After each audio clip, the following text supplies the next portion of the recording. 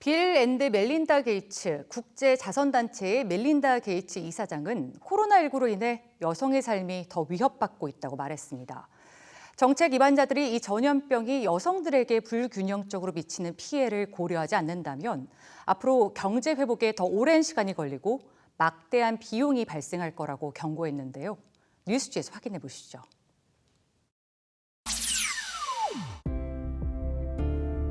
지난달 15일 미국 외교 전문지 포린 어페어스에 발표된 멜린다 게이츠 이사장의 논문은 팬데믹이 여성에게 미치는 피해를 살펴보고 있습니다.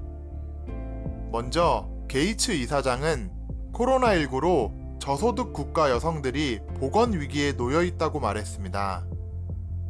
지난 2014년 에볼라가 발생했을 당시 시에라리온에서는 열악한 공중의료 시스템 때문에 산모와 신생아 사망자가 에볼라 사망자보다 더 높은 숫자를 기록했는데요.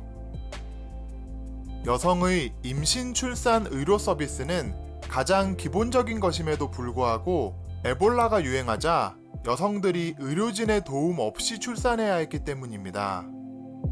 이번 코로나19 기간에도 저소득 국가 여성들은 마찬가지의 상황에 놓여야 했습니다.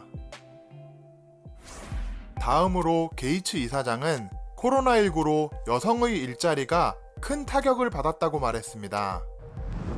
한 조사에 의하면 코로나19로 사라진 일자리 중 여성의 일자리가 남성보다 1.8배나 많았습니다. 에볼라가 창궐했을 때 라이베리아에서 남성과 여성의 실업률이 3배 가까이 증가했는데요. 이후 남성의 소득은 곧 회복되었지만 여성은 회복하는데 훨씬 더 오랜 시간이 걸렸습니다. 여성 대다수가 주로 자영업이나 서비스직에 종사했기 때문입니다.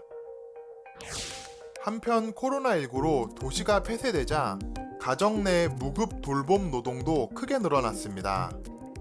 게이츠 이사장은 어린이, 노인, 환자에 대한 돌봄이 크게 늘었는데 이를 노동시장에서 물러난 여성이 감당하고 있다고 말했습니다.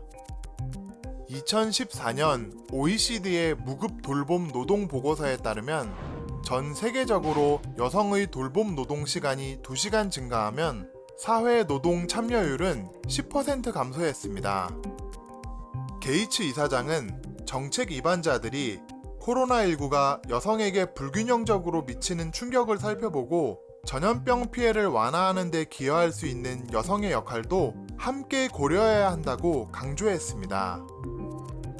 근본적인 변화에서 가장 중요한 것은 다양한 의사결정 영역에서 여성이 포함되는 것이며 여성 시민단체를 활성화하는 것도 대안이 될 수 있다고 말했습니다. 더불어 이번 위기로 오래된 시스템을 개선한다면 더 풍요롭고 더 평등한 사회로 나아갈 수 있다고 덧붙였습니다.